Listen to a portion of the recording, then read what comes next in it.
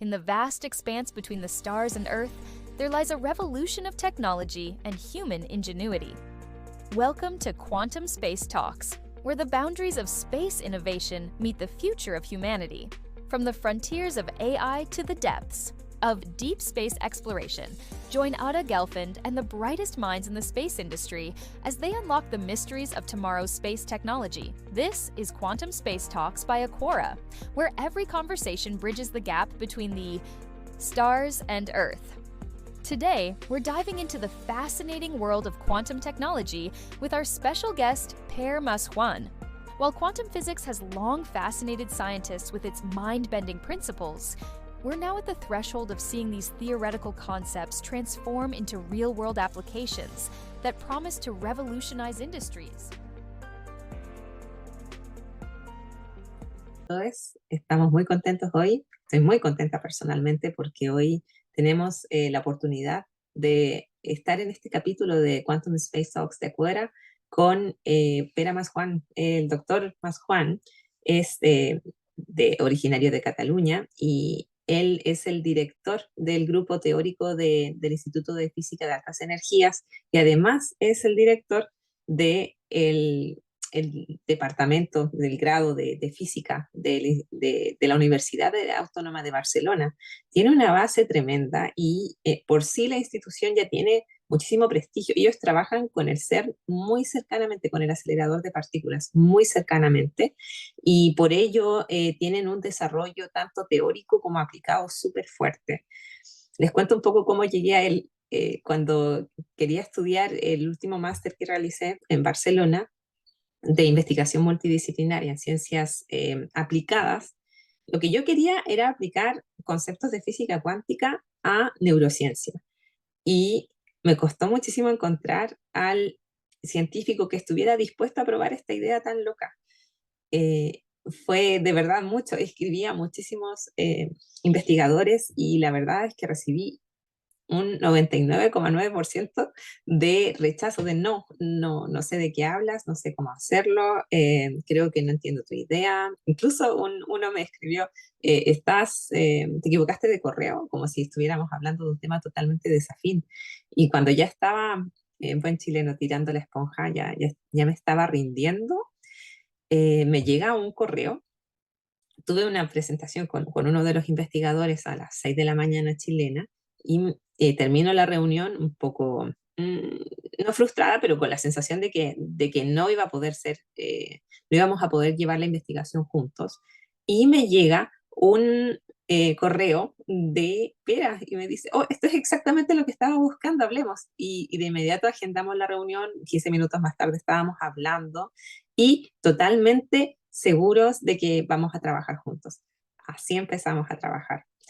En Barcelona, cuando lo conocí, me presentó todo el centro y me di cuenta de que él estaba totalmente abierto a poder transferir esta lógica cuántica a escalas mayores. Normalmente los investigadores están mucho más enfocados en la física cuántica a poder desarrollar elementos mucho más cercanos a la astrofísica, como poder entender el origen del universo a partir de o cálculos cuánticos o poder entender las subpartículas y su comportamiento y en base a ello entender la base del universo. Hacia allá va mucho más lo que hacen desde la física cuántica, especialmente en el Instituto de Física de Altas Energías. Welcome to the episode 2 of Quantum Space Talks. Today, the quantum leap. Pera es de la Universidad Autónoma de Barcelona. No sé si tú quieres introducirte también, aparte de lo que yo voy a hacer, si quieres presentarte. Sí, soy de la Universidad Autónoma de Barcelona, investigador del Instituto de Física de Altas Energías y hace unos años que tengo el honor de ser el director del grado de física. Me encargo de las tareas pedagógicas, diseño de planes de estudios y relación con las instituciones de investigación que tenemos alrededor de la universidad para perfilar a nuestros egresados de física, ¿no? Ujú. A nivel de investigación me dedico a la física teórica, dentro de la rama de la física teórica, en particular a la física de partículas, valga la redundancia, centrándome sobre todo en el concepto de interacción fuerte para estudiar pues, los aspectos de la física nuclear, Ujú, como protones, neutrones emergen de esta sopa del Big Bang y estos detalles. ujú. Genial. A mí me encanta tu perspectiva frente a la física teórica porque eres capaz de trasladarlo, aplicarlo en otras escalas, cosa de que no muchos físicos están abiertos a hacer. Te agradezco el comentario. Eso sí, sí. Bueno, eso es fruto de que tengo la impresión, y eso es una cuestión que uno tiene que ir materializando con el tiempo, que la naturaleza es no solo sabia, sino que es económica, ¿no? Y que establece unas reglas del juego que ha querido como repetir en distintas escalas, ¿no? Ujú, Con esa idea de poder optimizar un poco recursos, ¿no? Y como nosotros trabajamos a unas escalas muy pequeñitas y vemos unos patrones de los comportamientos, unas relaciones, en su día pensé, ¿y por qué no poder pensar otras dimensiones más grandes, más macro, estas mismas relaciones, ¿no? Entonces aparecen todo un mundo de oportunidades para poder aplicar estos conocimientos y aprender. Al final es una cosa retroactiva, ¿no? Como los distintos sectores te enseñan y pueden luego aplicarse de nuevo de donde venimos, ¿no? ujú. Me parece fascinante y he aprendido muchísimo de ti. Qué Eh, amable. Vera, mucha gente habla de la revolución cuántica, pero la mayoría aún pensamos, me incluyo, en Schrödinger y el gato y no sale Vale. mucho más de allá. O sea, ¿qué podemos pensar de la física cuántica? Nos gustaría que hoy nos Ujú, llevaras un poco más allá de los conceptos abstractos y pudieras explicar a la audiencia que tiene diferentes backgrounds, ujú. ¿cómo explicarías la tecnología cuántica a alguien que te conociera en un evento y que hace que sea tan transformadora la física cuántica? ¿Qué ventajas tiene de Mm. aplicar esta lógica en otras escalas? Sí, vale, vale. Entiendo la pregunta, sí. Y es muy buena pregunta. Déjame decir brevemente, ¿no? Em, Me gustaría distinguir dos puntos de vista. Uno es cómo la ciencia cuántica ha impactado socialmente a través de sus tecnologías, digamos, cómo se desarrollan esas Sí. tecnologías. Y es verdad, Ujú, tú hablabas del gato de Rödinger, algo parecido tecnológicamente podría ser, pues, las puertas que se abren automáticamente, ¿verdad? Si tú te acercas, se te abre una puerta, ¿eso cómo pasa? Eso es un fenómeno, digamos, cuántico. O la invención del láser, por ejemplo, ¿no? Eso sería como esa primera revolución cuántica, ¿no? Que es una cosa que creo que es bastante común hoy en día, ujú, si en el despacho o en la cocina de casa tienes un fluorescente, eso es un fenómeno ujú, cuántico, una luz fluorescente, o sea, los tubos, eso pertenece a esa primera revolución cuántica, ¿no? Y es totalmente cotidiana para nosotros, ¿no? Me ujú, gustaría ujú, diferenciar esta primera revolución con una segunda revolución cuántica que tiene también y va a tener un impacto tecnológico en el futuro, pero que lo que más me llama la atención es el impacto por lo que hace al conocimiento de la naturaleza, ¿no? El gato de Rodinger como anécdota, pertenece a ese primer momento de revolución, pero eso nos ujú, permitió entender cosas tan bestias como por qué el cosmos evoluciona.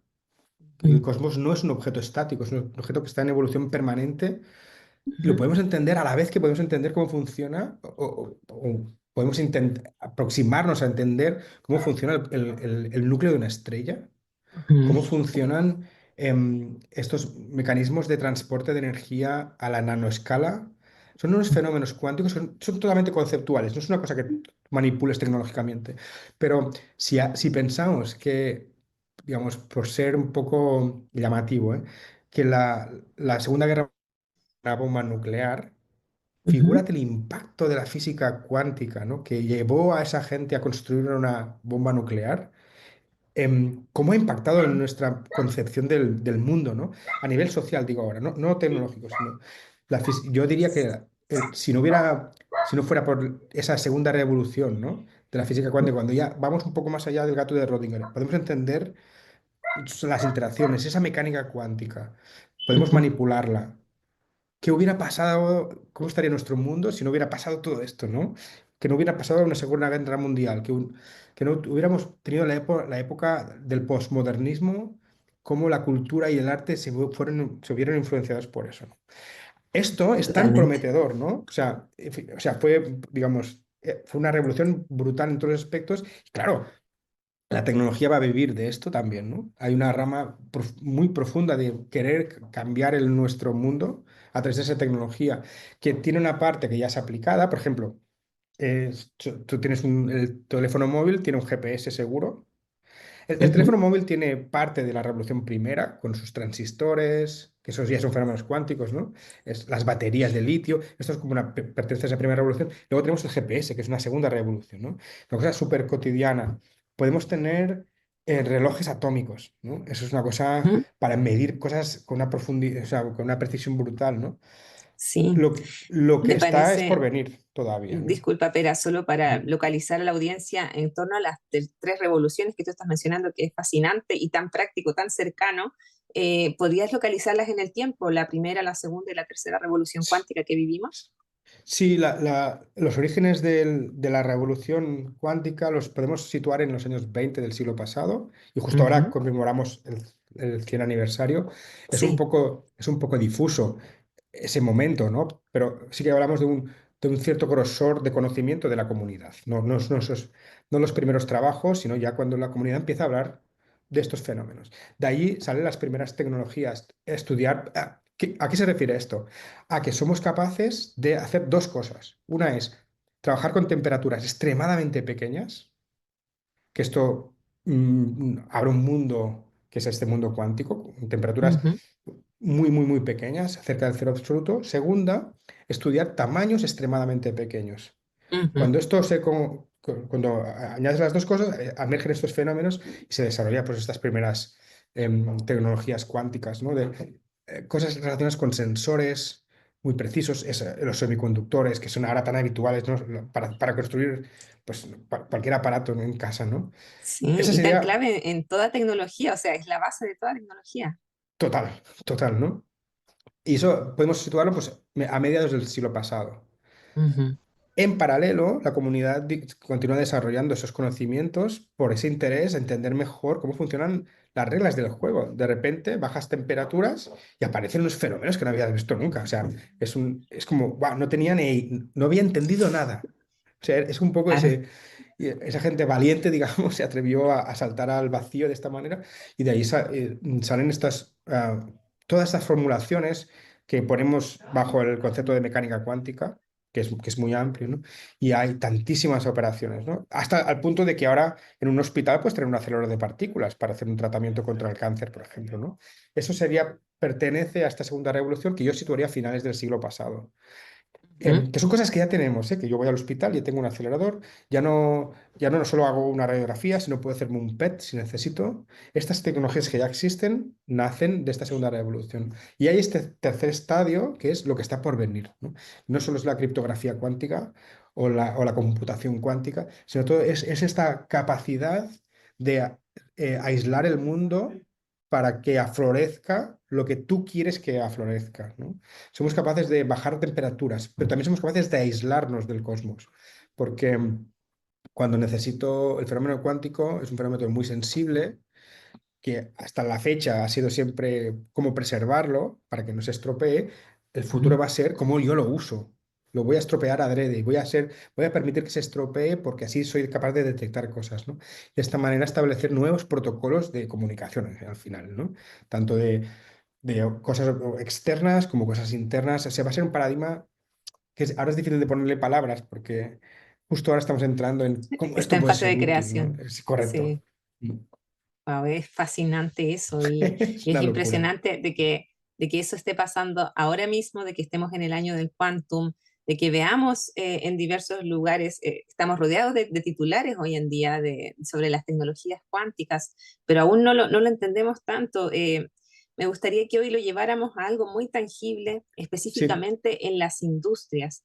Tú, Ujú. además de los fascinantes ejemplos que has compartido y que ya estamos usando como un commodity, hasta estos otros que estamos recién creando, ¿tú Mm. cómo ves que la industria está funcionando con tecnología cuántica en el mundo real?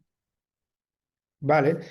Sí, podríamos como poner dos bloques, ¿no? Uno es cómo se aplica el conocimiento de la ciencia cuántica a un fenómeno que no es cuántico, Ujú, propiamente, ¿no? sí, Porque el fenómeno cuántico propiamente es algo muy microscópico. La ujú, industria puede tratar con temas microscópicos, pero también será macro, ¿no? Cómo esto aplica.